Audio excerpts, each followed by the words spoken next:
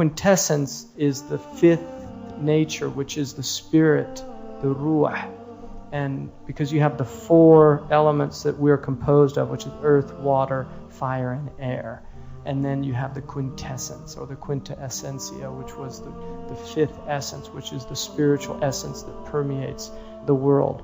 So we pray 5 times a day. 3 of those prayers are in when the sun is not visible, and 2 of them are when the sun is visible. So they're divided by night and by day.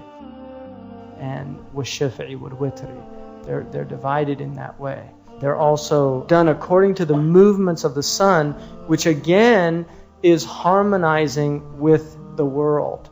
So the idea of watching the sun, see, if you get up before dawn, Muslims should do that. I mean, you should have been up this morning. If you pray, you should have been up before the sun went up. Just to see that every morning is something spectacular. Just to go out and look at that phenomenon of the breaking of dawn and what that means. Then watching that sun move across and becoming aware of this movement that's occurring every day. Because one of the things about modern human beings is they're so out of sync with reality, just with nature. I mean, people are completely isolated. Food comes in packages. People don't just experience the earth anymore.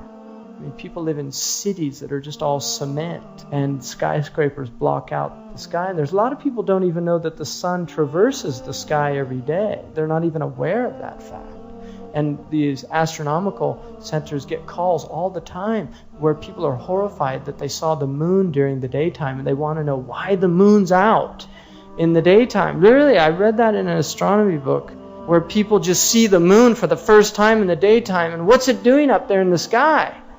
That's only supposed to come out at night. And so this is a type of detachment that people have. And I remember being in New Mexico with a group of inner city youth who'd never been outside of New York or New Jersey.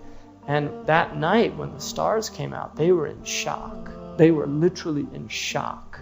And one of the things Emerson said is, how, if the stars only came out once every 1,000 years, how would we even know how to adore God?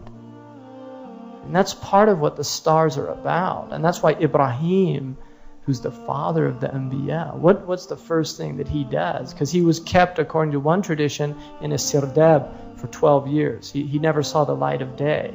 And when he was 12, he came out. And it was his first experience of the world. And he saw the stars. And he said, "This is my Lord."